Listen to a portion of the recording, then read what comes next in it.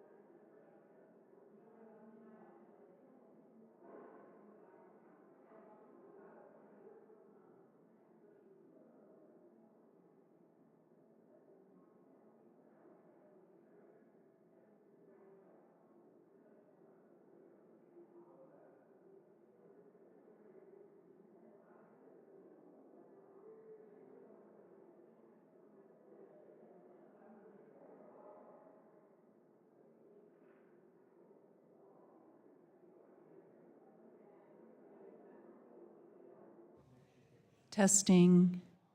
1, 2, 3.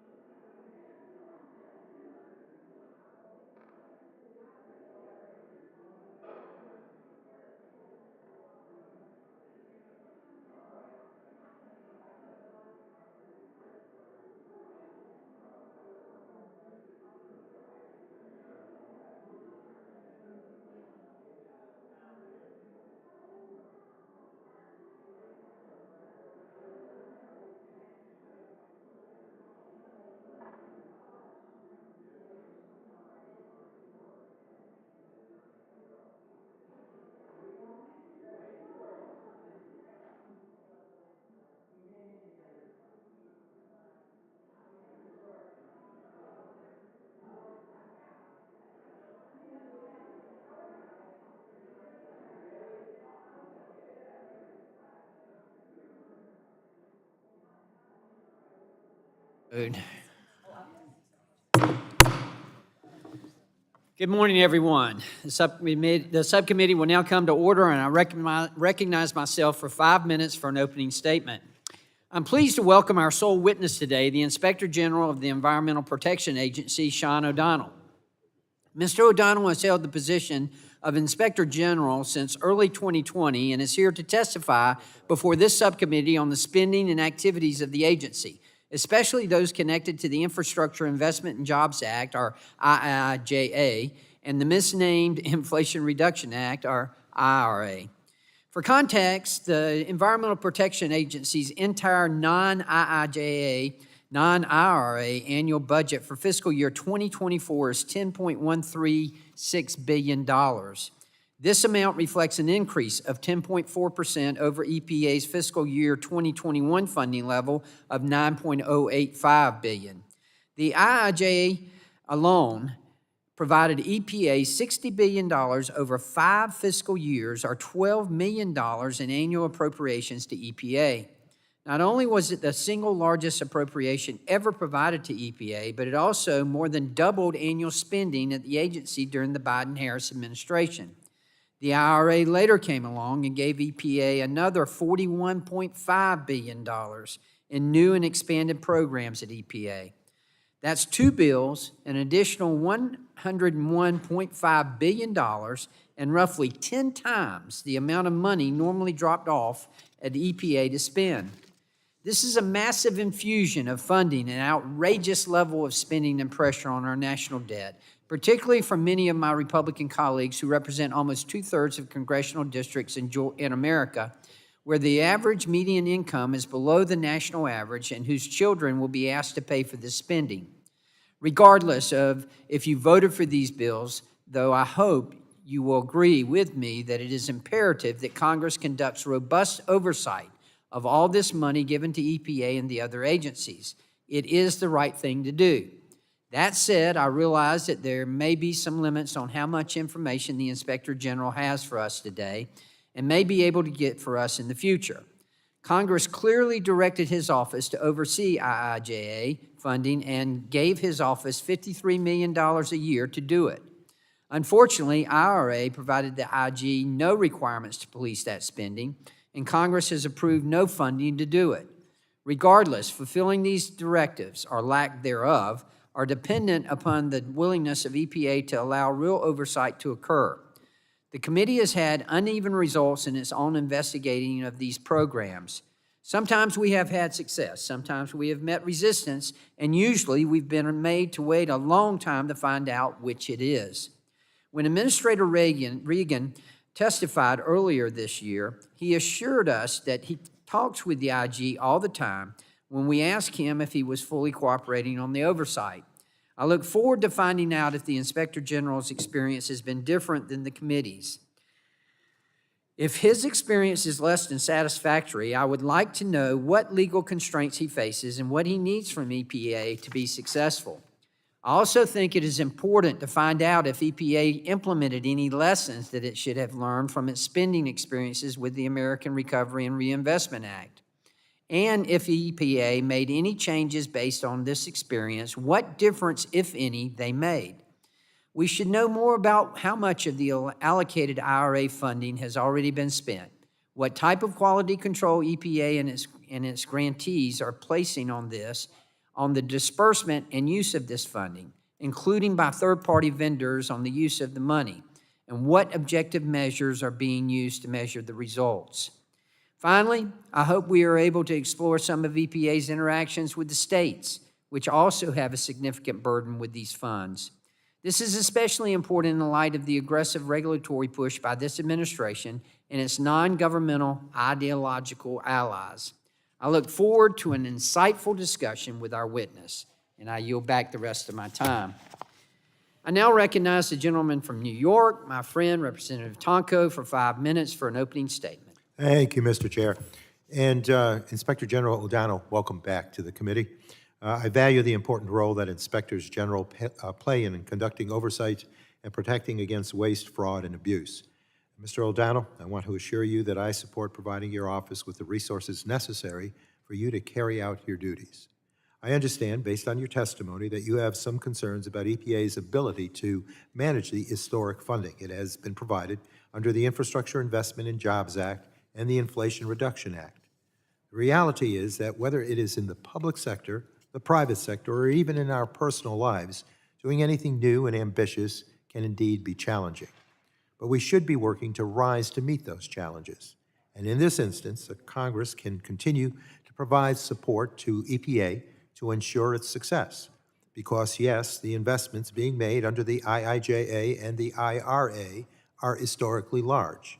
But that is because the congressional supporters of those laws felt the scale of our nation's infrastructure, environmental, and public health challenges required an historically large response.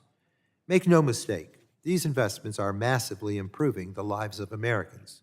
This includes more than $35 billion to repair our drinking water infrastructure and replace dangerous lead pipes, $5 billion to remediate brownfields and Superfund sites, $5 billion to deploy clean school buses, and billions more for clean energy and pollution-reducing investments with a focus on underserved communities.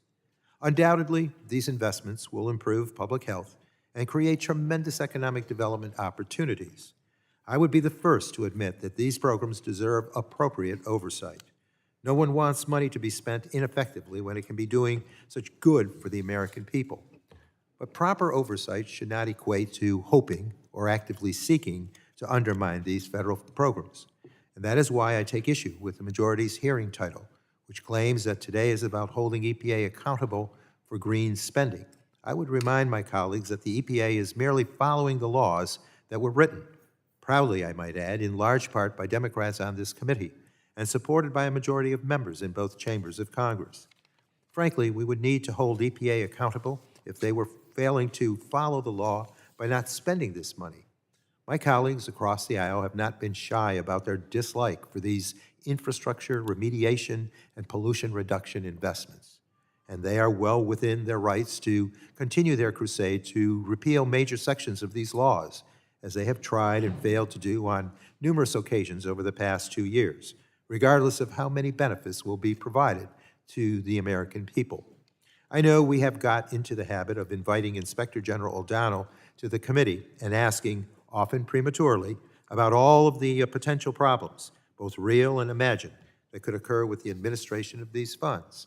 But I would encourage my colleagues across the aisle to take up their ideological issues about the IIJA and the IRA with us, House Democrats. And I would certainly welcome everyone across the aisle telling the American people that congressional Democrats are to blame for getting the lead pipes out of their drinking water, for getting their kids off of polluting school buses, and for finally cleaning up those brownfields that have been eyesores in their neighborhoods for years. So, Mr. Inspector General, I thank you again for being here. And I do want to reiterate that I want these programs to be successful. I want them to be administered effectively. Any dollar being wasted is a dollar not helping the American people, as intended by the supporters of these laws. But I also want us to have a fair-minded conversation about the legitimate administrative challenges that EPA may be dealing with. And with that, I thank you, Mr. Chair, and I yield back. Gentleman yields. I now recognize the chair of the full committee, Chair Rodgers, for 5 minutes for an opening statement. Thank you, Mr. Chairman. American families are struggling to make ends meet. The Biden-Harris administration's radical rush to green energy policies have fueled out-of-control inflation, which has driven up prices by more than 20% and destroyed the economic stability American families deserve. While American families are increasingly worried about unaffordable cost, the Biden-Harris administration is working relentlessly to expand its radical energy agenda. Today, we'll examine the EPA, the most radical EPA to date, and its rush to green spending spree, as well as how we can hold them accountable for the American people. In November of 2021, the Biden-Harris administration signed into law the so-called Infrastructure Investment and Jobs Act, authorizing $1.2 trillion in spending. $60 billion of taxpayer dollars was provided to the EPA, the single largest grant of funding ever, at one time to an agency, doubling their overall budget for 5 straight years. Not even 1 year later, in August of 2022, the administration provided another $41.5 billion to the EPA in the so-called Inflation Reduction Act. As Republicans warned, the Inflation Reduction Act did not lower inflation. It made already surging inflation worse. Recently, President Biden admitted that the goal of the bill was to fund his radical rush to green agenda, calling it the most significant climate change law ever. Spending at this pace and scale for any agency should raise concerns, but especially for an agency like EPA, with their known track record of waste, fraud, and abuse. 15 years ago, the Obama administration doled out $787 billion in taxpayer money to pay for a slew of programs and pet projects. The EPA was awarded at that time $7.2 billion, nearly doubling its budget at the time. Even at that level, the EPA was not able to responsibly manage the spending. The Inspector General at the time found funding that violated various federal requirements, poor guidance from the agency to states and recipients of the money, and problems with managing, monitoring, verifying where the money was being spent. And that is why it is incredibly alarming that since President Biden took office, the EPA has been given $109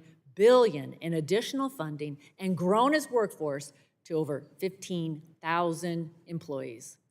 The amount of funding and scope of these laws demand consistent and rigorous oversight by Congress and independent bodies like the Inspector General, especially considering failures of the past. Anything less is a disservice to taxpayers. EPA cannot continue to fund the most radical parts of a rush to green agenda, one that puts America on a dangerous path, threatens our economic and national security, and enriches our adversaries like China. Take, for example, the EPA's Greenhouse Gas Reduction Fund, which is just a $27 billion slush fund of taxpayer money that is vulnerable to waste, fraud, and abuse. At an oversight subcommittee hearing we held earlier this year, the EPA could not confirm whether or not the Chinese Communist Party could receive money from this fund. Additionally, EPA has issued stringent and burdensome regulations on coal and natural gas-fired power plants, while also dragging their feet in processing carbon capture permits, which are needed to comply with these power plant regulations. EPA is imposing harsh government mandates and making it even harder for plants to adjust to the new rules. There's countless examples of EPA's radical rush to green spending and regulatory policies like these. It's troubling that the Inflation Reduction Act did not provide the Office of Inspector General, the office that ensures accountability and integrity at EPA, funding. No funding to conduct necessary oversight. In addition to greater accountability and transparency, the EPA also must return to its core statutory functions, which do not include undermining the economic prosperity of the United States or driving up costs across the board for Americans. Sunshine is the best disinfectant, and I look forward to shining the light on what's happening at the EPA during today's hearing. Thank you, and I yield back. Gentlelady yields back. The chair I will now recognize the ranking member of the full committee, my friend from New Jersey, Mr. Pallone, for 5 minutes for an opening statement. Thank you, Mr. Chairman. Democrats delivered historic wins for the American people last Congress by passing both the bipartisan infrastructure law and the Inflation Reduction Act, and these laws are creating hundreds of thousands of new good-paying jobs, cutting costs for working families, and strengthening America's energy independence by expanding homegrown clean energy. But that is not the story the Republicans will attempt to tell at today's hearing. Unfortunately, this hearing is another transparently political attempt to undermine the EPA and denounce so-called rush to green policies, under the guise of oversight. And time and again, Republicans have made clear that they're not interested in effective implementation of EPA programs or constructive oversight. Instead, they're fixated on undermining these laws as directed by Trump's Extreme Project 2025. Trump's Project 2025 is a manifesto that lays out a plan for consolidating power in the White House, gutting checks and balances, and eliminating the independence of our federal agencies like EPA. It specifically calls for repealing the Inflation Reduction Act, completely eliminating vital EPA offices, rescinding longstanding authorities that allow EPA to fulfill its mission, and undermining science by wholly dismantling the agency's independent scientific advisory boards. All in all, Trump's Project 2025 would politicize EPA and completely starve the agency of resources, making it nearly impossible for the agency to fulfill its mission of protecting public health and the environment. And my Republican colleagues have spent this entire Congress trying to implement Trump's Project 2025 plans. For example, H.R. 1, the Polluter Over Peoples Act, undercuts EPA's authority and aimed to fully repeal key EPA programs like the Greenhouse Gas Reduction Fund. So my Republican colleagues can't in good faith now claim that they want programs like the Greenhouse Gas Reduction Fund to succeed when they've tried to repeal it 3 times before it was even fully implemented. They're also unfairly targeting programs like the Clean School Bus Program, which, by the way, has been so popular that demand for this funding has consistently outpaced supply in every round of funding. Schools, parents, and students across the country want cleaner, healthier air, and EPA is delivering. Deployment challenges always arise with new programs, and EPA's Office of the Inspector General identified opportunities for improvements. The good news is EPA has already implemented or is in the process of addressing those recommendations. So it should be no surprise that the majority's recent staff report on the Clean School Bus Program failed to expose any waste, fraud, or abuse, contrary to their hyperbolic press release. So while I appreciate the opportunity to hear from the Inspector General about his office's work, I believe the Republican majority is holding this hearing essentially in bad faith. Committee Republicans claim to care about oversight, but they make it clear that their true intention is to smear and tear down programs that do not fit in with their polluters over people agenda. And we can't confuse fear-mongering with good faith constructive oversight. So EPA takes its obligation in administering its programs very seriously, especially as the first line of defense against waste, fraud, and abuse.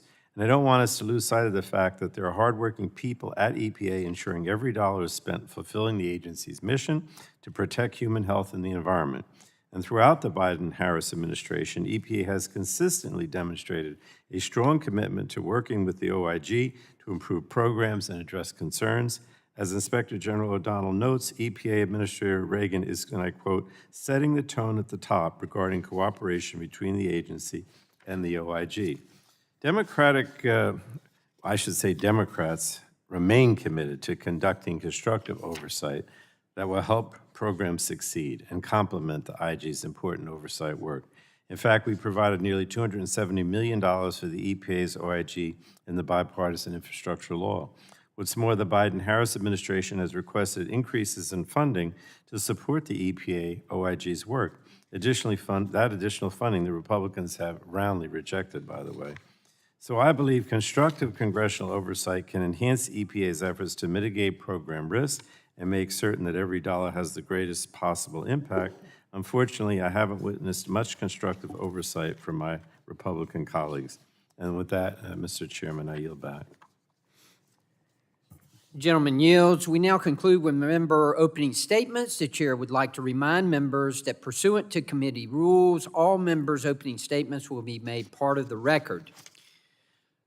Ladies and gentlemen, our witness for today is the Honorable Sean W. O'Donnell, Inspector General of the U.S. Environmental Protection Agency. Welcome, Mr. O'Donnell. Inspector General O'Donnell, you're recognized for 5 minutes. Thank you.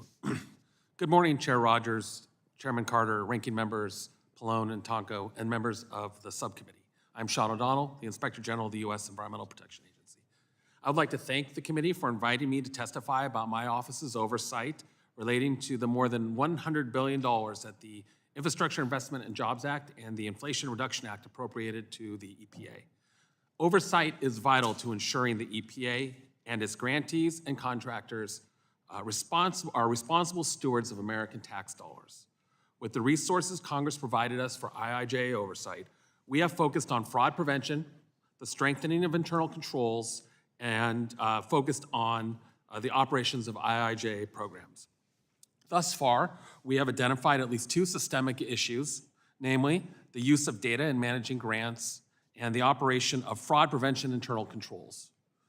The EPA must leverage relevant, timely data to ensure effective program operations, particularly as it manages an unprecedented level of funding under the IIJA and the IRA. However, the agency faces significant challenges that limit the usefulness of its data. The EPA's use of disparate systems and incompatible data formats causes significant delays in gathering information, results in redundant reporting, and hampers the ability to track programs. As an example, the EPA's initial reporting of its fiscal year 2022 spending in usaspending.gov was incomplete and inaccurate, leading to the underreporting of billions of dollars of obligations and outlays. This was caused in part from a lack of procedures to detect errors and ensure the reporting of complete and accurate data. At the same time, the EPA needs to ensure that internal controls related to fraud prevention and detection are implemented and working appropriately. One of the most important, and it's hardly surprising that an Inspector General thinks this, is audit. The EPA, however, has been inconsistent and incorrect regarding the guidance that it gives to recipients and subrecipients on the use of audits related to IIJA programs.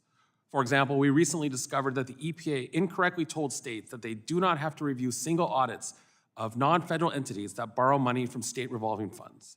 This contradicted statutory and regulatory requirements, creating risk that the states may not be using single audit reports to evaluate the risk for or detect fraud, waste, or abuse. This is particularly concerning because in 2022, the EPA finalized a rule that relieved the SRFs from regulatorily required subrecipient monitoring requirements. Another important internal control is the reporting of suspected fraud, waste, and abuse. I'm pleased that Administrator Regan has set a positive tone from the top, including annual reminders to EPA staff to cooperate with the OIG in our shared fight against fraud, waste, and abuse. Despite this, we have seen a disturbing trend of failure to do just that. For example, the EPA's Criminal Investigation Division has repeatedly withheld allegations of fraud that is received or placed conditions on its disclosure to the OIG. The EPA has continued to resist the OIG's important oversight role in protecting scientific integrity at the EPA. Just this week, we issued a series of reports on alleged retaliation for expressing differing scientific opinions. These reports underscore the indispensable role of the OIG in protecting scientific integrity. Yet, the EPA will not revise coordination procedures between the OIG and its scientific integrity program to require, among other things, the prompt reporting of political interference or related misconduct by senior agency officials to the OIG.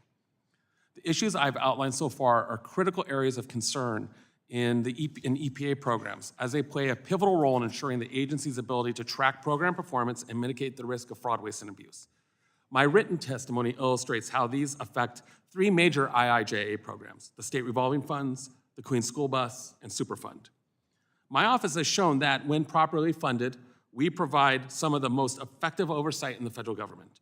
Unfortunately, our oversight more broadly, and specifically with respect to the IRA, faces significant challenge. I have warned in the past that the pace of IRA spending, when conducted by new programs and received by new recipients, significantly increases fraud vulnerabilities. Given what we have seen in the EPA's IIJA spending, I have no reason to believe that the IRA spending will be immune to the challenges we see in IIJA spending.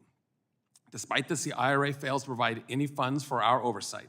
This, along with over a decade of flat or declining OIG budgets, leaves our office without sufficient capacity to effectively oversee the EPA's spending of more than $40 billion in taxpayer money. Again, I thank the committee for inviting me to speak with you today, and I look forward to answering your questions. The gentleman yields. We will now begin questioning, and I will recognize myself for 5 minutes. Mr. O'Donnell, Administrator Reagan testified here this past May on the EPA's fiscal year 2025 proposed budget. When asked about EPA's transparency and willingness to have oversight conducted, he said, "Y'all talk all the time." Yet your written testimony says EPA has continued to resist the OIG's oversight role in certain areas that ultimately led to poor management outcomes.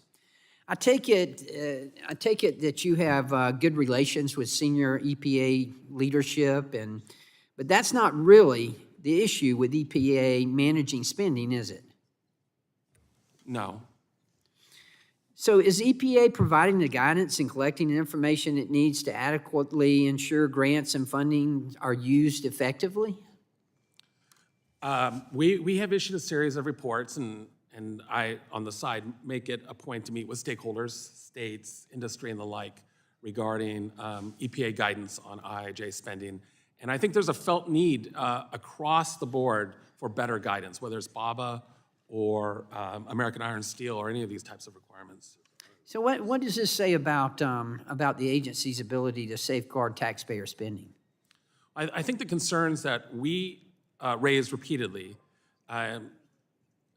if I were to summarize it, I do believe that the men and women at the EPA are sincere in their beliefs that they are achieving good outcomes. Our concern is the follow-through and ensuring that the dollars actually are spent appropriately. Now, let me go ahead and get this out here. You keep on saying the IIJA. Are you doing any oversight at all on the IRA? I mean, I know there were no funds appropriated to you, and you got to be careful about what you're using the funds for, but are you doing anything on the IRA? So I'd like to say first, and I know Representative Tonko mentioned it as well, we're fortunate. The EPA sees the value of effective oversight and has supported both our budget and reprogramming. They support it here before the committee. They have supported publicly. They tell me this.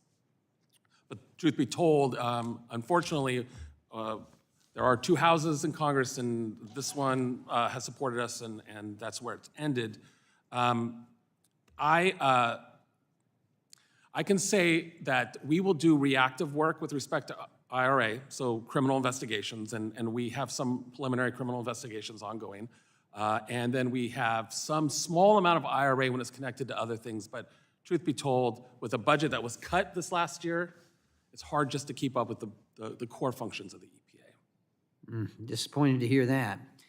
You mentioned in your testimony that states don't have the capacity to manage funds. I'm curious what this indicates about non-governmental recipients. In the IRA, EPA was given just 2 years and $27 billion to create and fund a new type of green finance industry. Yet Congress appropriated only $30 million to develop and oversee the program. I also understand that most of the EPA's selectees for this green bank funding seem to have virtually no experience with these kind of awards. For instance, Coalition for Green Capital, or CGC, received a $5 billion award, yet the organization has never issued a grant and never made a loan. They've never run or even started a green bank. CGC's entire budget for 2022 was less than $2 million, according to their tax filing. CGC hardly seems prepared for this kind of spending, and other recipients seem similarly inexperienced. Does this mismatch between organizational capacity, the size of the grants awarded under the program, and the very limited oversight funding raise potential concerns? I think, yes, that we have concerns, and I know that the EPA has concerns. For us, if I can analogize again, we speak to the capacity of the state revolving funds who have been in existence and doing this thing for some time, and they themselves tell us, or in the course of our oversight work, we see financial, operational, professional capacity. So I would assume if you're new to the game, you're going to have capacity issues. We just can't simply ignore the fact that they are going to be getting a $5 billion award, and yet last year they only spent $2 million? So the EPA has been proactive in meeting with us to discuss the programs, and most recently they discussed their use of a private bank as pay agent for these programs. I have to tell you that I prosecuted financial crimes involving banks, and I found it fantastically complex. So I can only imagine what it's going to be like for the EPA to. Okay, well, I certainly hope you're going to pay close attention to this, and I know you will. I've run out of time. I now recognize Ranking Member Tonko for 5 minutes of questioning. Thank you, Mr. Chair. Scientific integrity is an integral part of the robust science-based decision-making we expect from agencies like EPA. Unfortunately, there have been instances of bad actors disregarding scientific integrity. Inspector General O'Donnell, I know you are familiar with an instance when Trump administration appointees at EPA interfered to weaken the toxicity assessment of a dangerous chemical, PFBS. Mr. O'Donnell, that assessment was pulled, amended, and later republished. Is that correct? That's my understanding, yes. I think that is an important point and a good example of EPA's scientific integrity policy and a policy that's working well. Career scientists felt political appointees had changed the report's scientific findings. A complaint was made through the agency's process, and the report was taken offline, reviewed, amended, and finally republished within a 3-week period. Of course, ideally, that initial violation would not have happened, but I commend EPA for taking quick action to remedy the interference. It highlights the importance of having strong scientific integrity culture and procedures within any agency. Preserving EPA employees' options to seek advice and file complaints through numerous different channels, including the OIG, the GAO, and the agency's scientific integrity official, and even Congress, is critically important to ensuring that these issues can be raised in a manner that employees feel most comfortable and protected. Yesterday, your office issued 5 reports regarding whistleblower complaints it received from EPA staff. I appreciate you investigating these allegations. When the complaints were first reported, I, along with ranking members Pallone and DeGette, sent a letter to the agency expressing our concerns. According to these reports, the whistleblowers alleged retaliation by EPA for raising differing scientific views, violating EPA's scientific integrity policy. While the reports did not substantiate all of the allegations, the OIG did substantiate allegations from 3 of the 5 whistleblowers. So, Mr. O'Donnell, unfortunately, these reports are heavily redacted, and the timing of events and whether allegations were substantiated is not entirely clear. So it appears that all of the substantiated allegations are related to incidents that occurred under the last administration. Is that correct?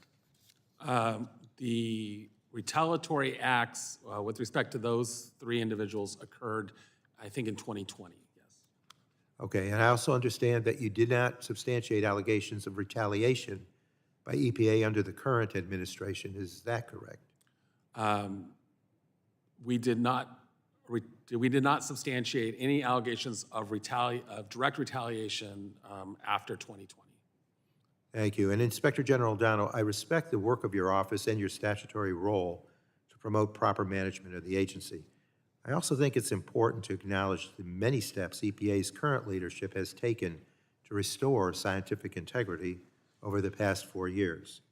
Specifically in the Office of Chemical Safety, this includes prioritizing more resources, securing more personnel, and creating a science policy advisor position.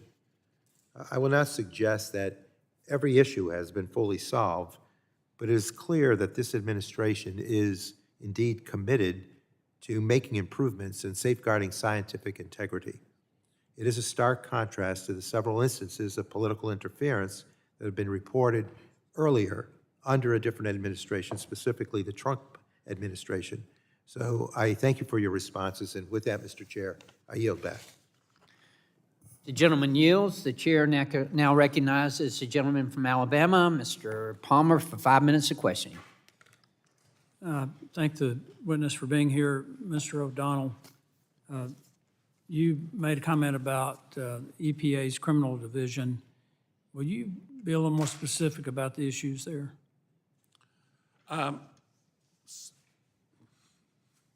There has long been a hostility by the Criminal Investigation Division against the work of the Office of Inspector General in its criminal and civil fraud investigations.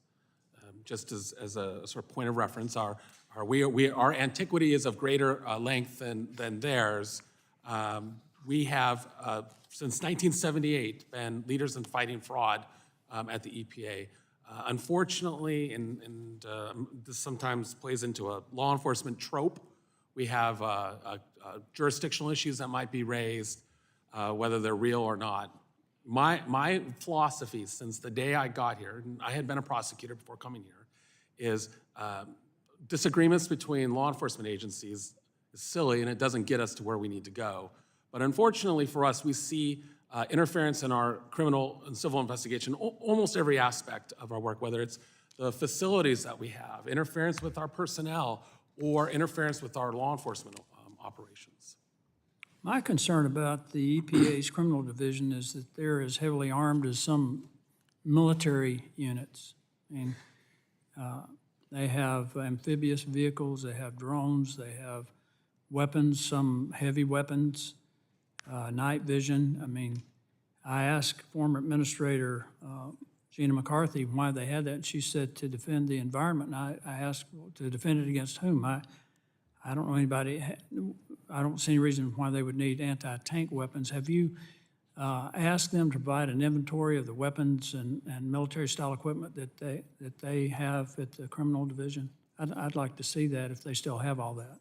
I have not, but I believe Senator Grassley did and got a response on that. I don't recall what the answer was. I would say, if you want to look at the difference between, say, us and Criminal Investigative Division, we're part of a larger IG community. So we are subjected to peer reviews every 3 years. We investigate according to standards. Our UC operations are reviewed by a committee of SIGI. None of these things exist for the.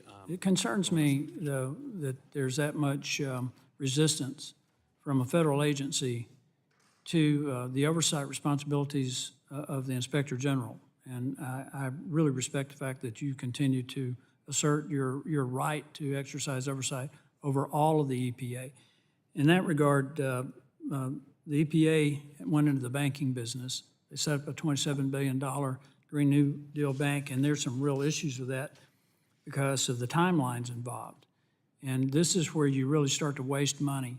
And I'm just wondering, there's $14 billion that is, some of it's being allocated to 3 nonprofits. And I know we saw this with gain-of-function research with NIH, that they didn't make those type grants directly, but the grantee did sub-grants. Are you able to exercise oversight over sub-grants? We would be able to do that, yes. That's encouraging. They also are allocating $6 billion to 5 institutions to create hubs for funding. And the timelines that are required here are disturbing to me, that they're pushing an agenda and not pursuing science. They're not pursuing clear engineering strategies for addressing the issues that the EPA is supposed to be addressing. And I think it's more about a political agenda than anything else. So I'm not going to ask you to comment on that in particular, but they're pushing programs like the EPA Clean Bus Program, and even in the so-called Inflation Reduction Act. I call it the Income Reduction Act. And I do take exception to people alleging that we have a polluters over people act as though there's legislation. That's a lie. That's a Marxist strategy. But we hear it all the time on this committee, so we've kind of gotten used to it. But you had an opportunity to speak about the EPA's Clean Bus Program, and the American public's been exposed to the issues plaguing this program.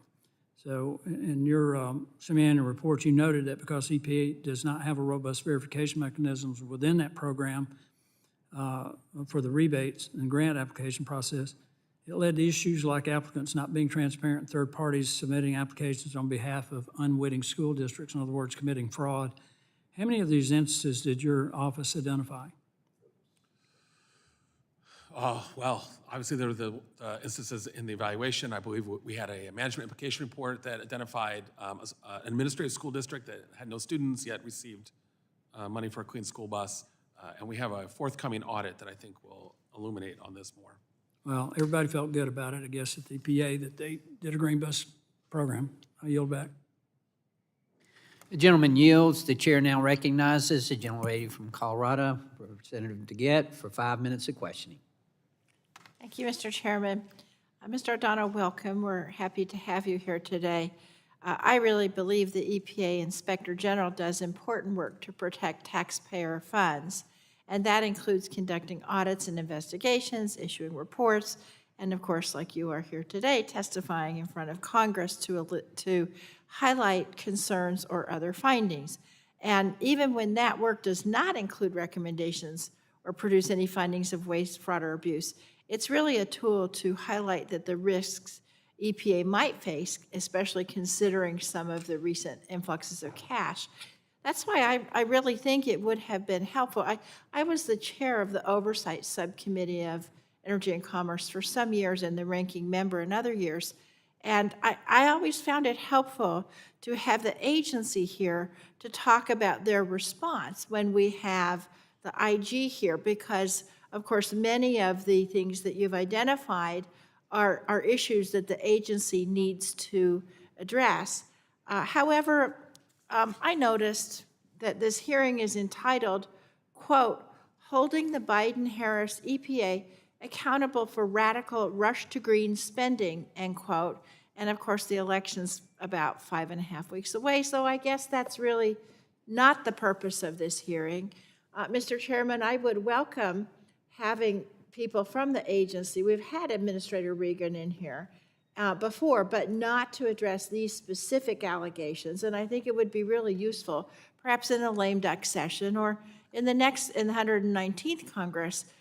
We'd love to have you come back and help really address some of these concerns, because we want to avoid waste, fraud, and abuse. Sadly, that doesn't seem to me to be the purpose of this hearing. So I want to ask you just a couple of questions.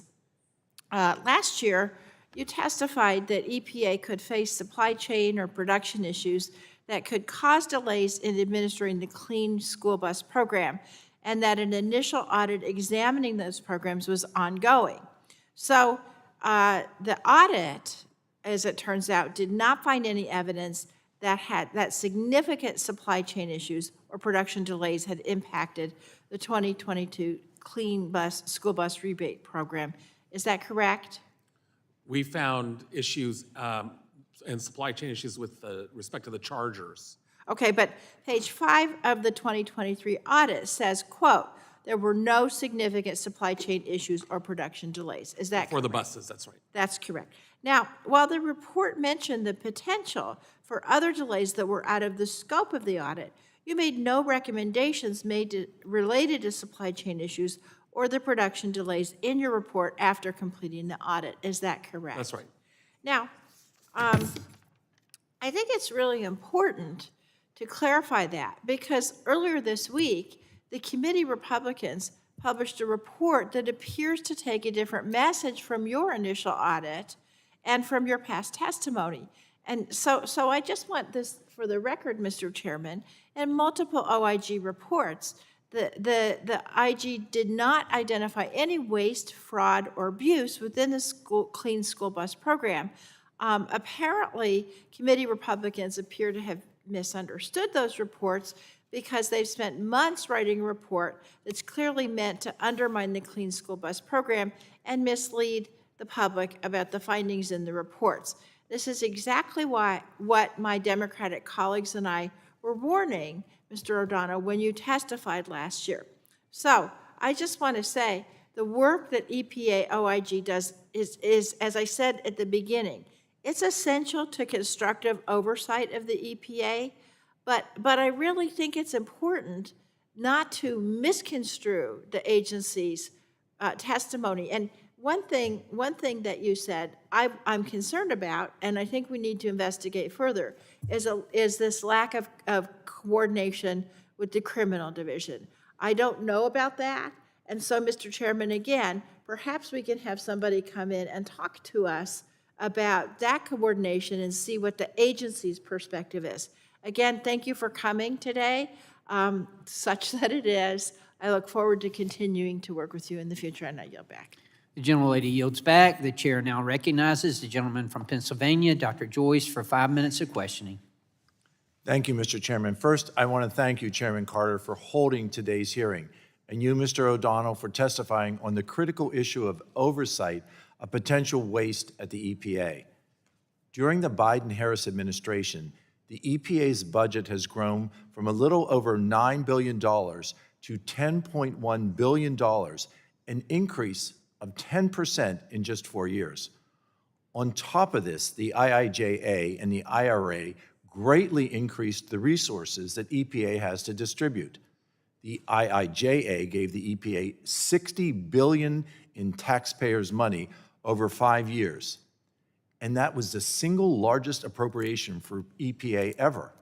The IRA followed with allocating EPA $41.5 billion of taxpayers' money to distribute over 10 years. The EPA is already struggling with managing the large influx of funding for existing programs like the state revolving funds, let alone the entirely new programs for which the EPA has no experience, and even the recipients may have no experience. Given the vast amount of funds that the EPA has now been flooded with, it is critical that there is strong oversight. Quite honestly, your job got tougher. The IG's office at the EPA needs to be active and aggressive in attacking abuse and fraud. Mr. O'Donnell, would you elaborate on the challenges that the EPA faces to safeguard the taxpayers' money? I think you've heard from the agency on personnel issues, and it's an issue that we often find is there's a shortage of workforce for the purposes of grant management, data management. In your office, do you have workforce issues right now? In my office, you talk about how the EPA's budget has increased by 10%.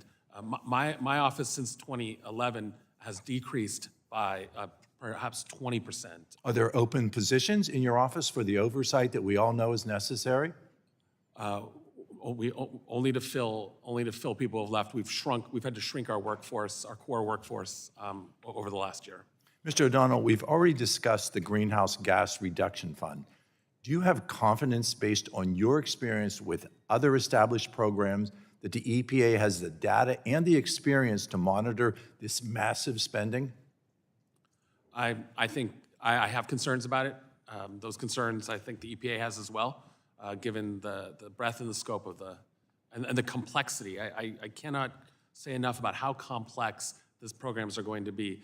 It is as if the agency is funding an investment bank that will do equity, it'll do fixed income, it will do complex financial transactions. As I said yesterday, the agency was kind enough to give us a presentation on how they'll use a private bank. Should the agency be an investment bank? I'm perplexed by that response. Well, it is, I think it's unusual. I think it's more than unusual. I think we should be looking at this quite seriously, as these are taxpayer dollars that need to be used in a really judicious manner to be able to understand, and your responsibilities are to make sure that those guardrails are in place to see that there is a responsible stewardship of those taxpayer dollars. In your talk, in your testimony about the general resistance of EPA to bring examples of waste and fraud to your attention, can you elaborate on this and what it means for holding recipients accountable?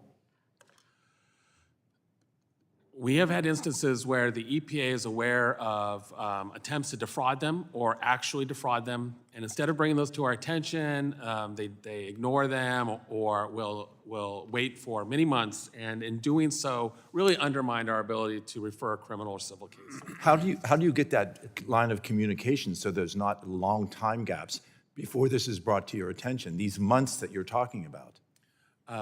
It's got to be a cultural thing at the EPA that they're first. Can you change that culture at the EPA from your leadership? Do you have the capabilities of doing that?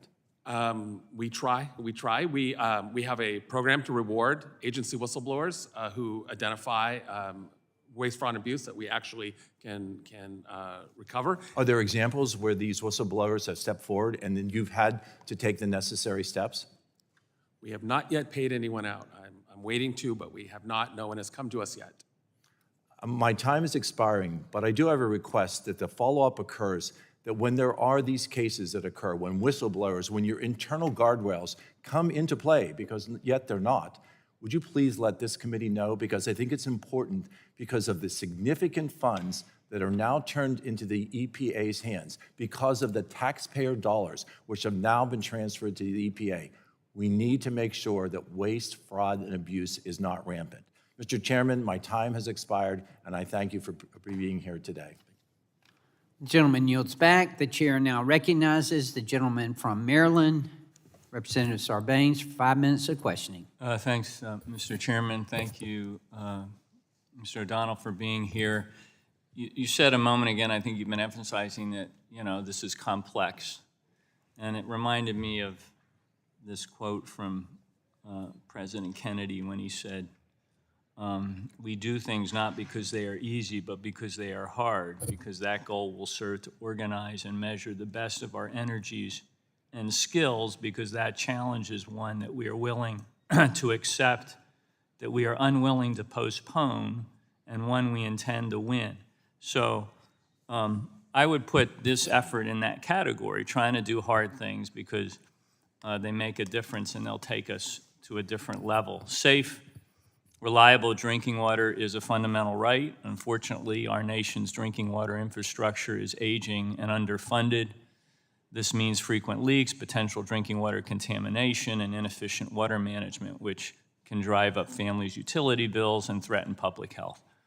IIJA, as we've discussed, is investing $50 billion to improve our nation's water infrastructure, long overdue down payment, helping communities make needed improvements to their water systems, create good-paying jobs, put money back into Americans' pockets. It's largely allocated, as we know, through the state revolving funds, or SRFs. You recently issued a management implication report on SRFs that said, quote, states may voluntarily conduct annual independent audits, end quote, of drinking water SRFs, but are not required to do so. The report also says states that do not perform voluntary audits are subject to periodic EPA OIG audits. While I understand the majority of states do in fact perform voluntary audits, some don't. My question is, are you performing periodic audits of drinking water SRFs for states that are not performing voluntary annual audits? My office has not done that probably for 15 years. How long? 15 years. A decision was made by a previous acting IG that we would no longer participate in this, but I felt it part of our responsibility under the regulation, and of course as overseers of these funds to return ourselves to this. So what you're talking about, that management implication report, was us reintroducing ourselves to the SRFs, reminding them that they are required to submit these if they're doing them so we can review them, make the decision with respect to the drinking water, whether we need to do something about it on ourselves. And then that management implication report is, if you will, the result of that request. How many could actually get us? And it was both clean water and drinking water. How many could respond to us? We're all, including EPA, obviously committed to ensuring that this critical investment is getting to the communities who need it, and the benefit of using the SRFs to administer the funds is that it leverages EPA's decades of experience. While a mature program even isn't immune from waste, fraud, and abuse, the Drinking Water SRF has a track record as an effective funding mechanism for critical water infrastructure projects. It has been successful in offering low-interest loans and other financial assistance tools that allow communities to tackle large-scale projects. To that end, IIJA also provided $15 billion in dedicated funding to identify and replace lead service lines distributed through the Drinking Water SRF. The lead funding included in IIJA provides a historic opportunity to help communities get the lead out once and for all. For the first time, America's Water Infrastructure Act of 2018 required EPA to gather information about lead service lines. This information allowed EPA to allocate funds based on the estimated need to replace lead pipes rather than on the overall water infrastructure needs of a state. Your office also issued a management alert about the lead service line allocations to states, and I understand an audit related to that alert is still being conducted. Can you give us an update on when we can expect the evaluation? I believe the draft report is with the agency, so probably in the next 60 days. Next 30 to 60 days. Okay. We know there's no safe level of lead and that exposure is preventable. Far too many Americans have been and continue to be exposed to toxic lead from their pipes. Democrats and the Biden-Harris administration are committed to providing communities the tools and resources needed to remove all lead pipes once and for all. While many communities lack comprehensive inventories, water systems have been working to fill those gaps, and this crucial funding can be used to support those efforts. In the meantime, EPA has mechanisms in place like reallocations that can be used if states do not have enough eligible projects. However, based on the many estimates that have been published, I imagine the need is great, and in fact, more resources will be required to address this problem. I yield back, Mr. Chairman. The gentleman yields. The chair now recognizes the chair of the full committee, Representative McMorris Rodgers, for 5 minutes of questioning. Mr. O'Donnell, welcome back to the committee. The scale and pace of new spending for the EPA only underscores our concerns about their ability to effectively manage this spending. You've indicated that EPA is not collecting the right information. Last year, you testified that EPA lacks an internal audit function. To your knowledge, has EPA taken steps to establish an internal audit function since last year? I'm not aware of any steps that they're taking at this point. I've introduced legislation to set up a pilot internal audit function by requiring EPA to provide for an independent audit of EPA's activities and spending, including grants for its Clean Air Act activities. 18 state attorney generals came out in support of the Audit Act, and I'd like to submit a letter of support for the record. Without objection? From your experience, Mr. O'Donnell, do you think EPA conducting internal audits would improve transparency and help protect taxpayer interest? I think it would be an incredible tool to assist management in making good decisions and be able to track the performance of their programs. Thank you. As a follow-up to some of the questions related to the $27 billion so-called National Clean Investment Fund, and that is being managed like an investment fund. Is the person in charge of managing this a banker, or do they have any kind of financial experience? There are people there who I believe are, I don't know their status at the EPA, but have had some experience in investment banking. There are a couple. Okay, we'll keep looking into that. The committee highlighted numerous concerns about the Clean School Bus Program in the report released earlier this week. Without objection, I'd like to enter that into the record. Without objection? In December of 2022, your office reported that potential delays in utilities constructing charging stations could limit recipient school districts' ability to have their buses up and running in a timely manner. Your report also noted, quote, the impact of utility issues on the program will not be fully known until the 2022 selectees close out their rebates, and that's not scheduled until October of 24. We wrote to the EPA administrator just this past April, asking, as of that date, how many selectees under the program had received their buses and how many have started using them. The EPA declined to answer that question, stating it will have more information after October. Do you have a sense of whether most recipients will meet the October 24 deadline to close out this process? I am not certain. I know we have an ongoing audit, and I don't want to, it's near finished on the status of those funds and how they're being expended. And I think that will help to illuminate your question. Do you know how many charging stations have been built? No, I don't. Okay. Earlier this year, your office recommended that if an applicant requested funding for electric school buses, the EPA should establish procedures to verify that this type of bus is even suitable for that school district. The EPA declined to implement that recommendation. What is your view of EPA's management of the program? I think our reports speak to it, that there's room for improvement. So this is a $5 billion program. 50% of it was to go to electric school buses and 50% were to go to other clean options.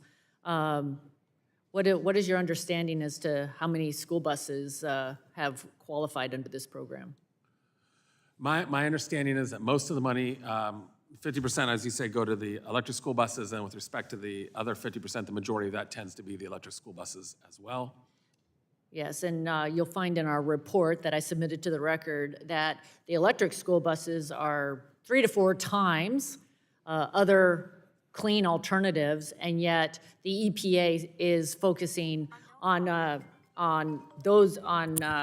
buses on only funding, or largely as like 95, 98% of the buses that they're funding are the electric school buses. We're also having challenges manufacturing those buses or having charging stations that are actually available to the school districts. I appreciate the work that you're doing. Can you speak to when EPA was authorized by Congress to begin with? The EPA was created by an executive order from President Nixon. Has it ever been authorized? Has the EPA ever been authorized by Congress? Not directly. The environmental laws are the organic statutes, if you will, of the EPA. Well, thank you for being here again. We'll keep asking more questions. I yield back. The gentlelady yields back. The chair now recognizes the ranking member of the full committee, Mr. Pallone, for 5 minutes of questioning. Thank you, Mr. Chairman. I want to thank the Inspector General for testifying, and I appreciate your years of oversight work, particularly on the Superfund sites. Ensuring programs benefits from constructive oversight should be a bipartisan goal, but unfortunately, Republicans have taken a different path as Congress, engaging in political theater to undermine critical Inflation Reduction Act programs that they opposed, even as these same programs are benefiting their districts. And frankly, this partisanship is not based on reality. After all, many programs are just getting off the ground and funds are just starting to flow in some cases. But let me get to the question. Inspector General O'Donnell, yes or no, to date, have you issued any reports that found waste, fraud, abuse in the Inflation Reduction Act programs? No. I think we've only issued one, but no, not in that one. Oh, you mean you've only issued one report? One report, that's But nothing that indicates waste, fraud, or abuse so far, correct? in reports, that's right. Okay. Now, I wanted to, obviously I support the funding that the OIG uses to conduct oversight, and I support your work, but what I don't want to see, as I've mentioned, is the politicization of oversight to attack programs such as the Greenhouse Gas Reduction Fund, the Environmental Justice Grants programs. These are things that my Republican colleagues simply don't like, and so they say, well, they're not being conducted properly. But the politicization of EPA oversight is of concern because we saw the same thing during the last administration, during the Trump administration. In 2019, this committee received a 7-day letter from your office about a senior Trump political appointee who was obstructing OIG oversight by refusing to cooperate with an OIG investigation as required by law and EPA policy. And my understanding is that these 7-day letters are one of the most powerful tools that Congress gave to inspector generals to draw attention to flagrant problems at an agency that created a risk of waste or fraud or abuse. So let me ask you, Inspector General O'Donnell, have you issued any 7-day letters since January 2021? Yes or no? No. Okay. But like you said, they're so rare that Right. I don't think anyone has issued one since then, any IG. Well, that's good, but what I think it shows you that under the Democrats, we're not politicizing the OIG like the Republicans did under President Trump. What is your threshold to consider using or issuing a 7-day letter, if I could ask? What's the threshold? For me personally, it would be extraordinarily high. Okay. So, again, you've not identified any issues at EPA that rise to that threshold. I think the problem I have, and I always go back to this playbook, Trump's Project 2025, that would, in my opinion, reinvigorate these previous attempts to politicize the EPA, eliminate the independence of the EPA, starve it of resources, eliminate programs that do not support Republicans' agenda.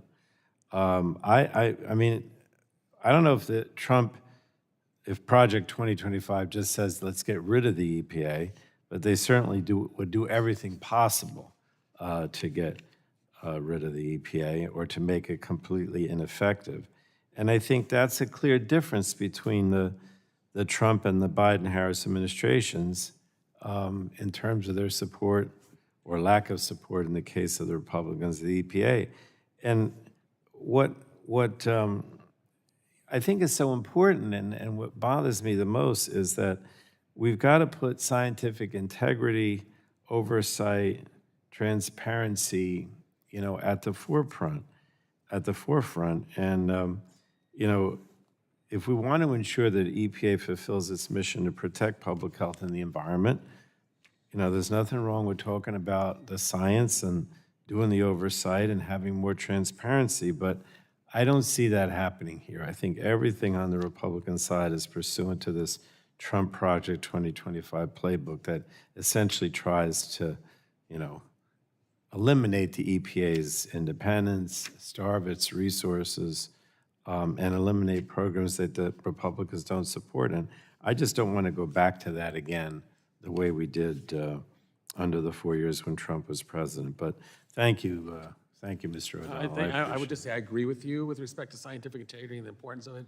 And this is why for us, it's so important that the EPA put into procedures that we are the appropriate reporting mechanism because we are the only entity in the EPA that can protect the confidentiality of whistleblowers. And that's true for the inspector generals and all the agencies. So exactly- I appreciate that. Thank you. I yield back, Mr. Chairman. The gentleman yields. The chair now recognizes the gentleman from Texas, Mr. Weber, for 5 minutes of questioning. Thank you, sir. Mr. O'Donnell, in your written testimony, you acknowledged that the EPA has a history of challenges while distributing grants. I'm quoting now, quote, "The EPA has struggled to establish and maintain efficient operations for distributing billions of dollars in grants. The challenge has been magnified by the IIJA and IRA funds flowing through the EPA to non-federal entities," which is not a good sign, end quote. "With the shot clock to distribute billions of taxpayer dollars allocated by the IRA by the end of this fiscal year, you know how many days that is from now?" Days, It's weeks, less than- it's 11. yes. It's 11 days to the end of the fiscal year. What assurances do we have that number one, my question is going to be, what assurances do we have that the EPA will ensure that the recipients of this money will actually be responsible for acting in accordance with the laws and regulations? Does it concern you that we're this close to the end of a fiscal year and that's a problem? Well, I've been very clear on this, and I want to add, I've not only been clear about this, but the agency has. Zealand Hoover came and testified and spoke about our indispensable role in ensuring exactly what you said, that funds are given out appropriately and laws and regulations are followed. But unfortunately, it's at this point very difficult for us to fulfill that role that the agency So envisions. if it's difficult, what actions can you take? And I've got your office, and I've got several questions. Who tracks it? For how long? Who reports that to who? And when, especially in the light of the next question, where in January 2024, your office issued a report identifying the EPA's initial reporting of its FY 2022 spending in USA spending.gov was incomplete and inaccurate. How can we know for sure that you're getting good information, that something's actually going to be done to support, to protect taxpayers' investment? How can you guarantee us that? I think we've done a good job with IIJA because we were given money for oversight, and the EPA recognizes if we were involved, you would have more assurance that money is being spent. It doesn't give me a lot of hope. Mr. Chairman, I'm going to yield some time to the gentleman from Alabama, if I may. Gentleman from Alabama is recognized. Thank the gentleman for yielding. I want to go back to an answer that you gave me that I got the impression it was diffused by my colleagues on the other side of the aisle about a misappropriated grant to a school district. Could you clarify that? Yes.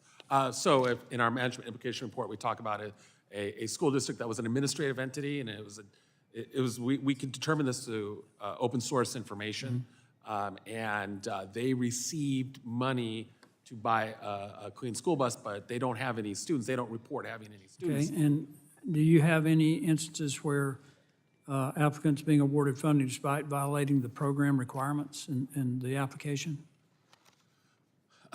We have seen that, yes, we see that at the EPA. Does the Clean School Bus Program present opportunities for communities to double dip into these funds? That is something that we are concerned about. I think that a forthcoming audit will be a starting point for us. Okay, I think it's important to find out who the individual is who's managing this investment bank for the EPA and as to whether or not they have banking experience. I know Mr. Hoover came in and testified, but he has a double major in political science, peace, war, and defense, which he may be pretty good at managing his personal finances, but I have some questions about whether or not he can manage a $27 billion Green New Deal investment bank. So I just think that this is something extremely important to the American people.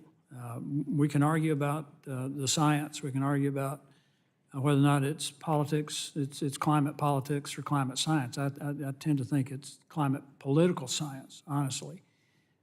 And we're going in the wrong direction, but that's an issue for another day.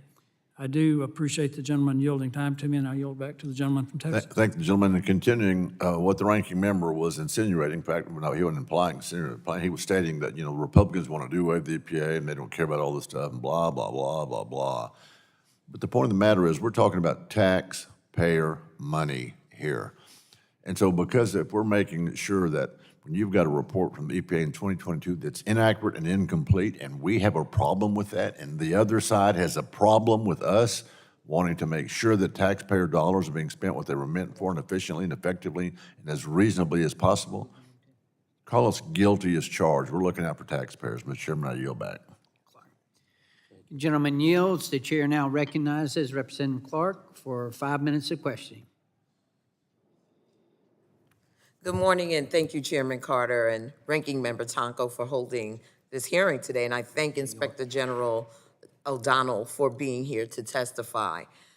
Exhaust from diesel-burning school buses poses serious threats to the health of children, bus drivers, and surrounding communities. This pollution has been linked to asthma, cancer, and cognitive development impacts. Through the bipartisan infrastructure law, House Democrats delivered a historic $5 billion to EPA for the deployment of zero and low emission school buses to address this alarming threat to public health. Your office recently released a report on the Clean School Bus Program titled, "The EPA Needs to Improve Internal Controls for Selecting Recipients of Clean School Bus Program Funds." I was initially concerned by the title of the report, but was pleased to discover that the EPA met 6 out of 7 of the requirements. You made 4 recommendations, 3 of which EPA agreed with and has taken action to address. And I'd like to get some clarity on your 4th recommendation, that the EPA should establish procedures to verify the zero-emission school buses are suitable for applicants. In EPA's response to your recommendations on suitability, EPA stated that fleet owners are best positioned to know their own unique needs. That sounds reasonable to me. The schools and school administrators in my district definitely understand the needs of the community better than someone far removed from the students they serve. And Congress was clear in the law about who is eligible to receive funding and what technology is eligible to receive funding. This concept of suitability does not appear. Inspector General, can you please point to where you found language requiring that the EPA verify that zero-emission school buses are suitable for applicants in the statute? I seem to recall there is a requirement that suitability be consideration for a grant under the program. Well, I want to thank you for that, but I'll tell you, it's not in the statute. While I value the important work that you do and will continue to support giving the EPA OIG additional resources for oversight, I want to make certain that your findings and recommendations are clear, especially when it comes to overwhelmingly popular programs like the Clean School Bus Program. If your reports are not clear, I worry that some readers may misunderstand your findings, which would harm EPA's ability to manage programs that are already working well. I know we both want the EPA to succeed, so I strongly encourage you to keep this in mind for future reports. With that, I yield back. Gentlelady yields back. The chair now recognizes the gentleman from Georgia, Mr. Allen, for 5 minutes of questioning. Thank you, Chairman Carter, for holding this important hearing.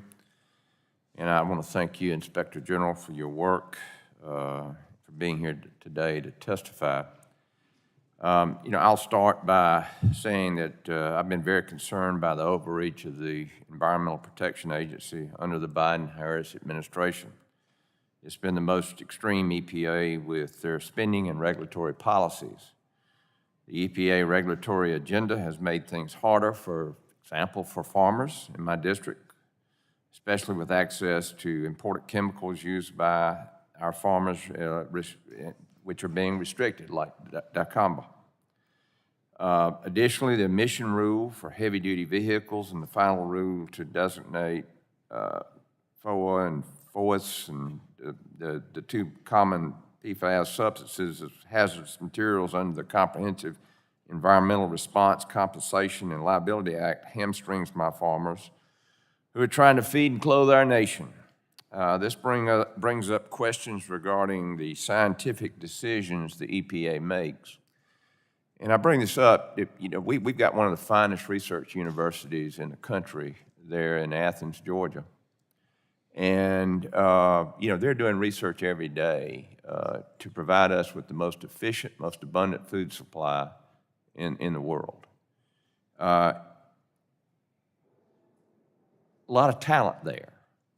And the EPA is being funded far beyond what we're funding research universities.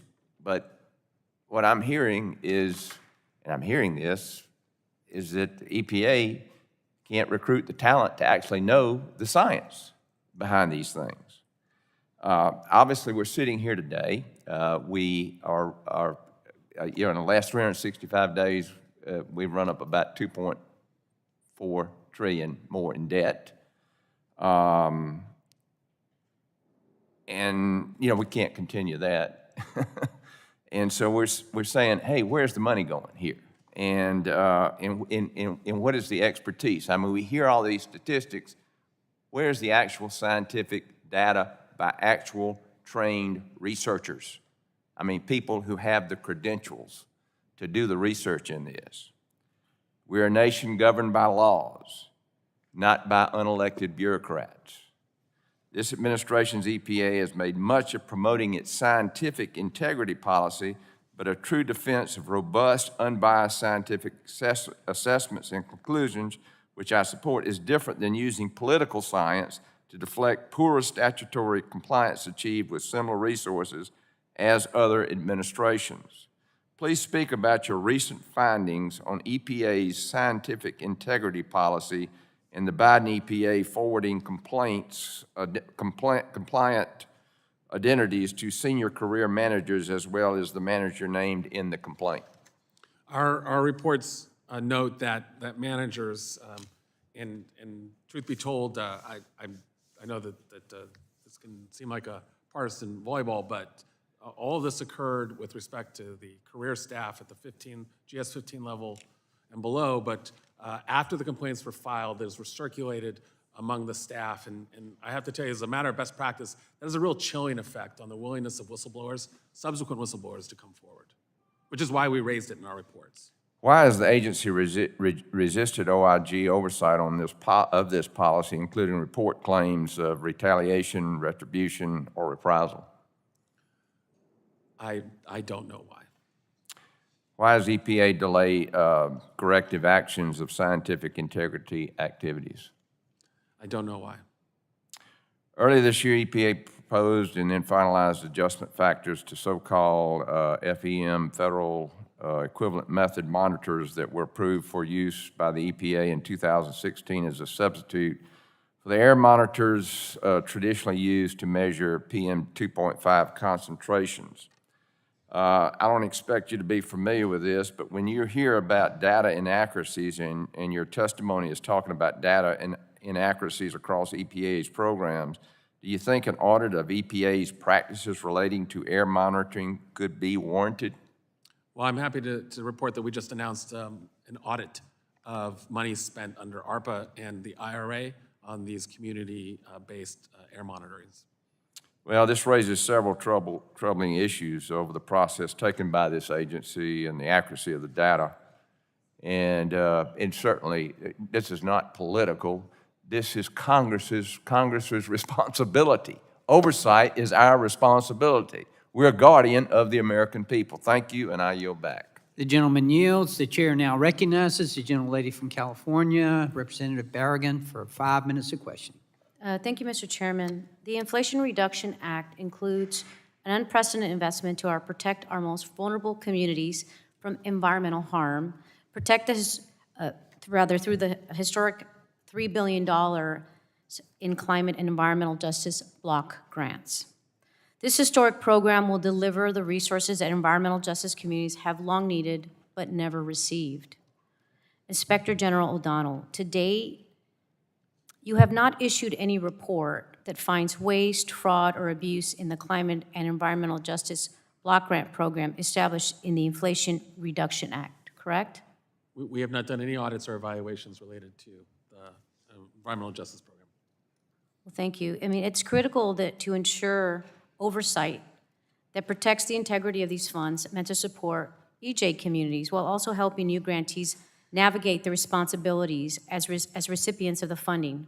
For some marginalized and historically disadvantaged communities, this is the first time they have applied for a federal grant. It can be intimidating to work with the federal government. It's important that EPA works with them to provide the necessary technical assistance to implement grant funding. It's also important to make certain that as oversight is conducted, these communities are not unintentionally stigmatized or discouraged from seeking federal assistance they need and are eligible to receive. Mr. O'Donnell, what steps are you taking to ensure that your efforts to provide oversight do not unintentionally discourage low-income communities and communities of color from seeking federal assistance from the Inflation Reduction Act programs or future Justice 40 investments made by Congress? So for us, and I think this is in line with what you were saying, when we look at the dollars spent, our focus isn't on the recipient. It's not on that applicant. It's on the beneficiaries. We want to make sure, and I think this is a matter of environmental justice, that the recipients pass through that money and that the beneficiaries are the ones, those communities are the ones that receive the benefit of that. Yeah, but are you taking any steps to make it less intimidating for some, maybe who are working with the federal government for the first time? Well, we wouldn't facilitate the application for a loan or those sorts of things. We, of course, encourage the agency to have strong internal controls with respect to this. I think the agency is mindful of the concerns that you've raised, but I'd let them speak to that.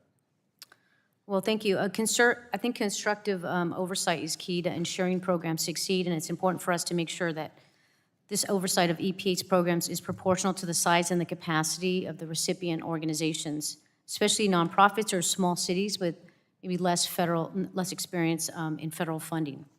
Mr. O'Donnell, in the audits you plan to conduct on the Inflation Reduction Act programs, will you assess how effectively EPA provides technical assistance to recipient organizations in Justice 40 communities to ensure they have the tools they need to manage and implement their grants?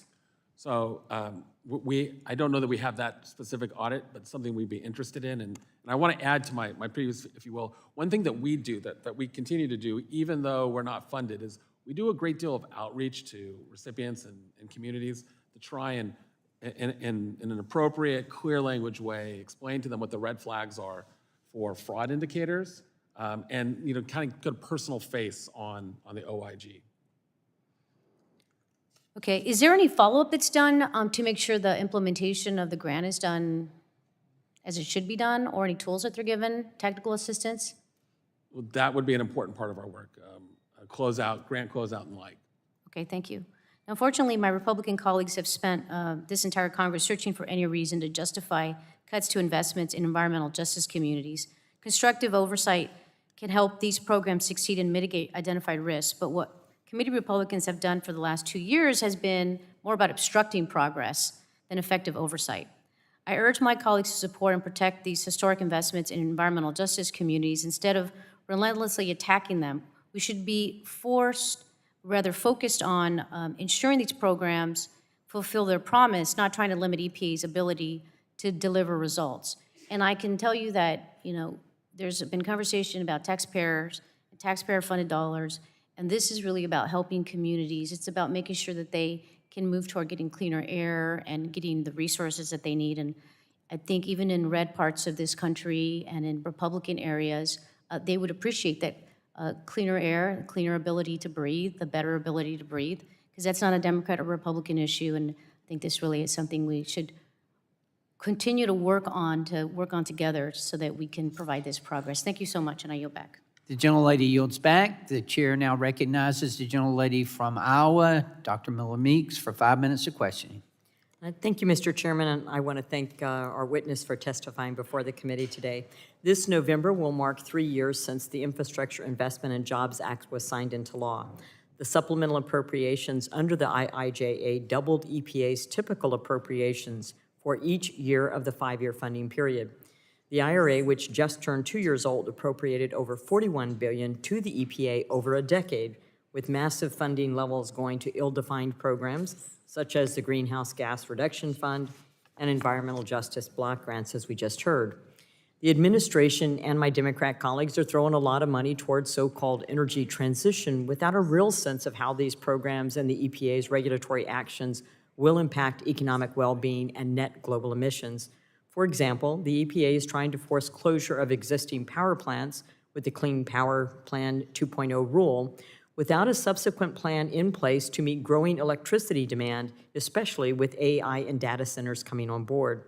While Iowa is powered by 60% renewable energy and we are a net energy exporter of clean energy, it's important to remember that nationwide, coal and natural gas are still 60% of our nation's electricity generation, and globally, 600,000 people die of heat or cold, the vast majority of cold from not having affordable energy for their homes. So we risk creating energy poverty. So I think it's important that we are accounting for where these billions of dollars are going and if the funds are actually helping to improve the environment and address the increasing energy demand. Mr. O'Donnell, what's the status of your IIJA oversight plan? And do you have future work planned for IIJA oversight beyond what's described in the latest oversight plan? We take seriously the requirement that we keep Congress and the administrator currently and fully informed. Plans are malleable, they grow. So what we try and focus on is what we're going to do as far as specific projects for 1 year, and then we look on the out years and talk about general areas. And I think with respect to our plan, we've talked about things like grant closeout and the like. And the status is on track or? Oh, yes, behind? yes. Thank you. And if I may, just very quickly, and I've done a disservice to my evaluators. When we publish a report, it goes through a very rigorous review and quality assurance process. So when our reports say something is this or that, I have unimpeachable confidence in that. So. Thank you. On December 7th, 2022, the OIG published a review of 28 prior reports on EPA's use of $7.2 billion under the American Recovery and Reinvestment Act of 2009. In it, the OIG reported on 3 lessons that the EPA should consider to mitigate risks and reduce the likelihood of fraud, waste, and abuse of IIJA funds. What are those 3 factors? Oh, boy. I don't recall. Yeah, we'll get back to you on that one. Well, I'm surprised you can't recall, but my follow-up question was going to be, how is the EPA following those recommendations? But if you're not aware of what those recommendations are, that's a little bit... I remember some of them. I don't want to remember all. That's a little bit problematic. So what level of confidence should Congress have in the agency's ability to handle such a significant amount of money and requirements, including from the additional items in the IIJA and IRA? So we are in the process of planning a follow-up to that to see where they have, how they have responded from that roll-up into 2 or 3 years into the program. It's not very confidence-inspiring that you don't know what the recommendations were. Is the EPA's data management proficiency a challenge in managing the new grant programs created through the IIJA or the IRA? Yes, that has been we have identified that as a top management challenge to the EPA. And do you have a plan for how to meet that management challenge? Yes, we have ongoing oversight work in that area. Right. Thank you very much. I yield back. Gentlelady yields back. Before you yield back, can you yield me some time? Yes, sir. More than happy to yield. Thank you. Let me ask you something. Earlier, Representative Palmer asked you about subgrants, and Representative Berrigan also touched on this. How far do you follow the money? Do you follow it all the way until it's spent? I mean, does the EPA have to give a grantee permission to give a subgrant? I believe that's part of in the terms and conditions of the grant. There will be the notion of a subrecipient. So when they propose their program for a grant, does it include that we're going to give a sub-grant to this person or to this? Well, it depends on the program. You know, for us, I think this was in the context of, one was in the context of, I think, the TikToks that the EPA calls them, and For earlier discussions, it was with respect to the SRFs, which by their nature have subrecipients. Right, and I thank the lady for yielding, and I yield back. gentlelady yields back. Is she ready? The chair now recognizes the gentlelady from Illinois, Representative Schakowsky, for 5 minutes of questioning. Thank you, Mr. Chairman. The good news that we've had over the Biden administration is that what we've seen has been enormous amount of investment from the bipartisan infrastructure law and then also the Inflation Reduction Act that has really provided opportunities for commerce and for jobs all across the country.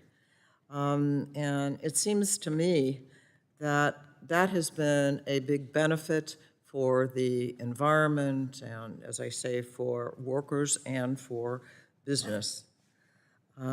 So I wanted to ask Mr. O'Donnell, have you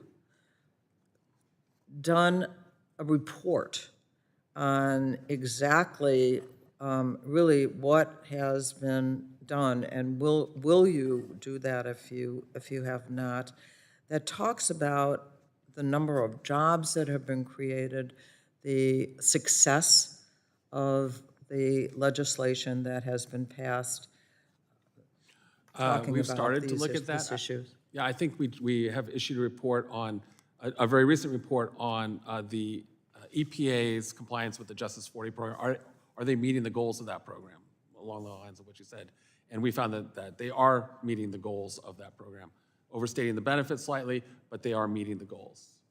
And we will continue to do that as this money progresses out. I think it's really important that people understand what actually the legislation that passed, and I say it, the infrastructure was a bipartisan bill, how much it really did for them. We have over and over again had hearings from the majority party, from the Republicans, to go after the Environmental Protection Agency. Things like trying to make the air cleaner, help people breathing, like in Chicago, where asthma is such a problem in so many communities. And I don't understand why there has been such a attack over and over again on the Environmental Protection Agency, when I think we have so many things that can be put out to the public that have directly benefited them all over the country, the things that have been happening. So we need to be mindful, I think, of getting that information out. I've raised that before at a hearing that we had, and I'd like to see that kind of report. With that, I'm going to yield back. Excuse me. Gentlelady yields back. The chair now recognizes the gentleman from Pennsylvania, from Ohio, Representative Balderson, for 5 minutes of questioning. My apologies. No worries, Mr. Chairman. My dear friend from Pennsylvania is right next door. Thank you, Chairman Carter, for holding this hearing today, and Mr. O'Donnell for you being here today and help us conduct some oversight in out-of-control EPA. First, I'd like to echo a sentiment you expressed in your testimony. I strongly agree that the $100 billion in new funding for the EPA from the IIJA and the IRA doesn't belong to the EPA. It is taxpayer money, and we must ensure the EPA is managing this funding in accordance with federal laws. Mr. O'Donnell, we've talked a little bit about some of the concerns with the money, but you also discussed your concerns with the data quality issues with the EPA's regional offices. Can you expand on why better data management is needed to ensure program performance and track the success of the grants that the EPA has issued? These grants are intended for outcomes, and the only way the EPA can really measure across the enterprise of whether they're meeting those outcomes is from good data. Okay, thank you. Any response to your whistleblower report that was issued this week? The EPA said, since day one, the Biden-Harris administration has restored scientific integrity as the cornerstone of its work to protect public health and the environment, including reinstating key whistleblower protections that empower employees to share their own differing scientific opinions. It's my understanding that your report found that many of these retaliatory actions occurred in 2021 and 2022. So, would you agree with the statement from the EPA? I think I've read that statement one time. I believe that the retaliatory acts occurred in 2020. Our concern in 2021 and 22 was the circulating of the names of whistleblowers. For us, the confidentiality of whistleblowers is paramount, and that was lost when those names were circulated. Okay, thank you. This past July, your office issued a report on the Clean or Zero Emission School Bus Program. The report found that the EPA did not require funding applicants to provide sufficient program eligibility documentation. However, as noted in the report, the EPA's guidance on that $5 billion program states that it will conduct random reviews of applications and post-award documentation. Mr. O'Donnell, I know we've discussed the school bus program a little bit today, but can you expand on why these random reviews are insufficient to adequately prevent waste, fraud, and abuse of the program? At my confirmation hearing how many years ago, I reflected on this notion that Justice Holmes said that we're expected to cut square corners in dealing with the government. And I think that it's very important that the EPA ensure that everyone who comes to them is cutting those square corners because they're really getting the benefit of the American taxpayer dollar. Doesn't this mean that in some cases the funding would have already been distributed to the recipient by the time the EPA detects a problem? It could. Thank you very much. Mr. Chairman, I yield back. The gentleman yields back. The chair now recognizes the gentleman from California, Mr. Peters, for 5 minutes of questioning. Thank you, Mr. Chairman. Thanks to Mr. O'Donnell for being here. Excuse me.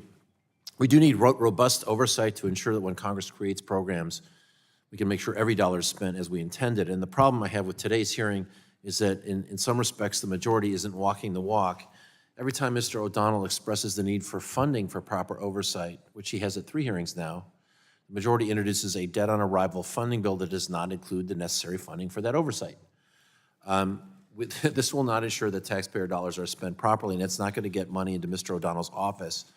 Mr. Inspector General, it is my understanding that EPA's FY 2025 budget request called for an additional $20 million for your office. Is that your understanding? Yes. And does the latest CR from House Republicans include those additional funds to meet EPA's OIG's budgetary needs? I'm sorry, I haven't read this CR. I don't. The answer is no. But that's my problem with today's hearing. I think oversight is a bipartisan issue. We can and should work together to make sure we aren't wasting taxpayer dollars. I talked to you also about something we might agree on in terms of getting the benefit out of IRA and the infrastructure bill, which is permit reform to make things go faster and avoid delays. That's not specifically your issue, but is one of the concerns I have about waste in deploying these bills, which I think are worthy efforts. But I'd appreciate the opportunity to work in a bipartisan way to fully fund the OIG, and it doesn't have to be partisan. This hearing is not about the needs of OIG, and it isn't about oversight. It's just another opportunity for the majority to highlight programs they don't like and problems that we have a tough time solving together without evidence of waste, fraud, or abuse to back up those complaints. And I think we should focus on funding the government, meeting all of our obligations to the American people, and we should work to conduct real oversight and stop waste, fraud, and abuse in every form. I'd love to support your office with the funding you need to do your part. With that, I yield back. Thank you, I appreciate that. Gentleman yields back. The chair now recognizes the gentleman from Indiana, Representative Pence, for 5 minutes of questioning. Thank you, Mr. Chairman. Thank you, Ranking Member Tonko, and thank you, Administrator, for appearing here today. Back in a former life, I was Chief Deputy Commissioner of the Indiana Department of Environmental Management, and that was a long time ago, and the dollars were much, much less than they are now. I've been raising alarms about the impacts of this administration rush to electrify our transportation and manufacturing industry. I've hosted probably about 8 roundtables back in Indiana. I have the state of Indiana sitting there, utilities, research universities, Purdue, Vincennes, parking and mobility experts and charging station developers that have told me about lessons learned, where they were at, the grants they were applying for, the monies that the state has received. In these roundtables, I've recently heard some troubling stories about the current state of the green transition. I'll get into that in a second. Recently, the governor of Indiana, Eric Holcomb, said, let's invest in innovation. Let's not set goals that are out of reach. I'll continue to advocate for more investment like we're doing here in the state of Indiana to embrace alternative resources. So we're pro moving forward with all of the above.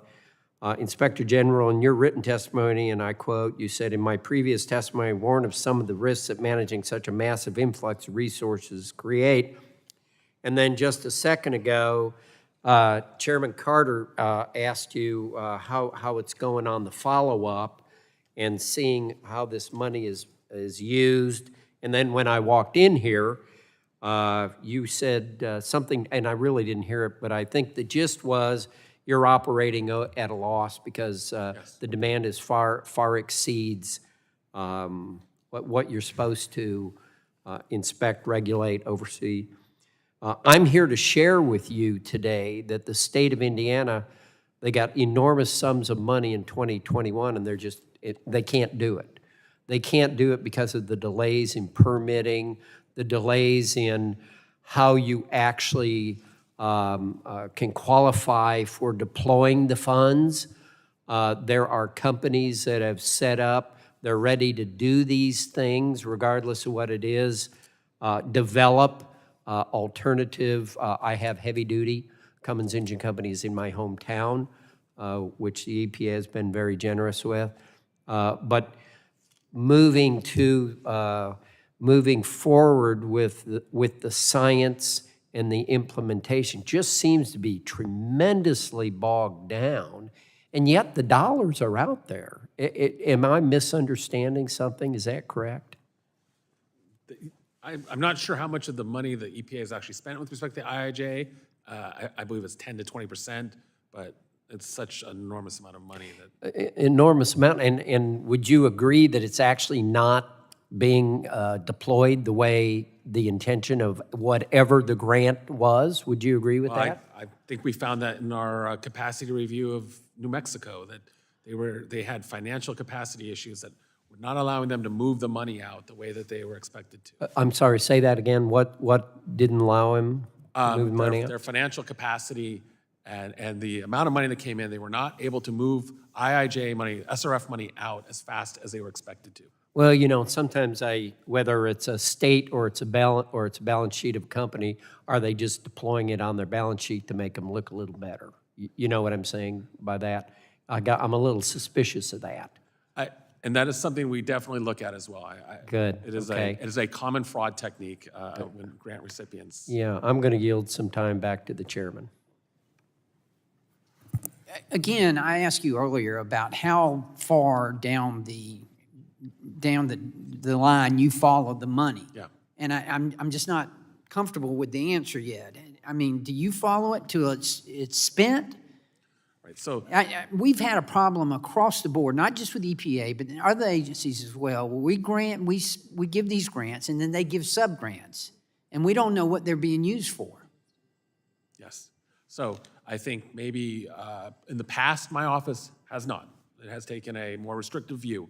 My view is that we follow every dollar until it's spent. And that includes not just to the subrecipient, but to the subrecipient's contractors. And these are the things we speak about when we talk about the need for audit, we talk about the need for better data that the SRFs and the EPA are collecting in order to know if there's, for example, bid rigging or collusion. So we will follow every dollar until it is spent. And I know you can't speak for other IGs, but is that the normal practice of IGs? I can't speak for everyone. When I was at the Department of Justice, I would work with some OIGs that we would follow the dollars all the way to the end. Okay. All right, the gentleman yields back. And the chair now recognizes the gentleman from Texas, Representative Crenshaw, for 5 minutes of questioning. Thank you to the chair. Thank you for helping me out as I run from another committee. Mr.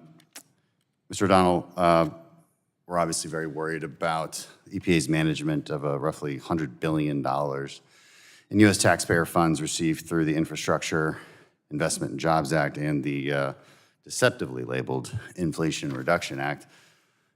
Of all the dubious programs, and there are many, one of the most concerning is the $30 billion for the EPA Greenhouse Gas Reduction Fund and Environmental Justice Block Grants, which funnels taxpayer funding directly to radical environmental groups. And shockingly, I say that with extreme sarcasm, some of these pass-throughs who are receiving IRA funding have direct ties to other organizations such as the Indigenous Environmental Network, which was responsible for the violent and illegal protests of the Dakota Access Pipeline. Moreover, many of these awarded IRA funds are directly connected to the Biden-Harris administration or other Democrat organizations. One example is David Hayes, a former special assistant to the president who now sits on the board of the Coalition for Green Capital, which received $5 billion in taxpayer money. It's hard not to read that and just, it's hard to read that and not be infuriated by what seems to be just overt corporate cronyism. And then we have to ask ourselves, what tangible benefits do Americans actually get for any of this? I mean, if you can tell me that we're gonna get decades of reliable, abundant energy, clean, emission-free energy at a low cost, then you know what? That wouldn't be a terrible investment. But I'd say we're definitely not getting that. A lot of people are getting rich, but we're not getting that. They'll have you believe that these nonprofit groups are gonna help prevent climate change, make our weather better, improve the environment. But the truth is EPA has little to any safeguards to ensure that this money is even spent appropriately. And you know, I have to point out, if we were serious about reducing climate change and we had to spend $100 billion on it, then I think we would direct that money to reduce emissions by providing baseload power, like new nuclear plants. It's unclear how much more gigawatts of energy we could build with $100 billion, maybe 10, maybe whatever the number is. It's definitely more than what we're gonna be creating with all of these pass-through programs. And that's assuming that solar energy actually worked all the time. Of course it doesn't, because at night it just doesn't work. It's intermittent energy. So this is a very non-pragmatic approach to clean energy. Pointed that out a million times on this committee. And I appreciate the work you all are doing at your office. But without additional oversight, these funds just can't be efficiently managed. And based on your testimony, I think I'm concerned about the culture at the EPA, which seems to be pretty resistant to transparency overall. I'll just ask a general question, and in our limited time here, you've highlighted the unprecedented funding flowing through new programs created by the Inflation Reduction Act. Has the agency done enough to ensure that funds distributed through the Greenhouse Gas Reduction Fund are managed responsibly? Are you funded to do that? We are not funded to do that. The EPA has given us what they call gold standard meetings. We have met with them. I know that the agency is concerned about this. They have stated their concern, but they've also said that they're relying on us to make sure, they're relying on the OIG to make sure that these funds are expended appropriately, knowing that we aren't funded to do that. What mechanisms do you have to actually look at subcontractees? I've seen a list of contractors, which are just groups of nonprofits that then get to spend the money how they see fit in many cases. Do you really have the ability to audit some of these subcontracts? Yes, we can do that. But you just said you're not funded to do that. Oh, so we can, we have the authorities to do it. Do we have the capacity to do it? No.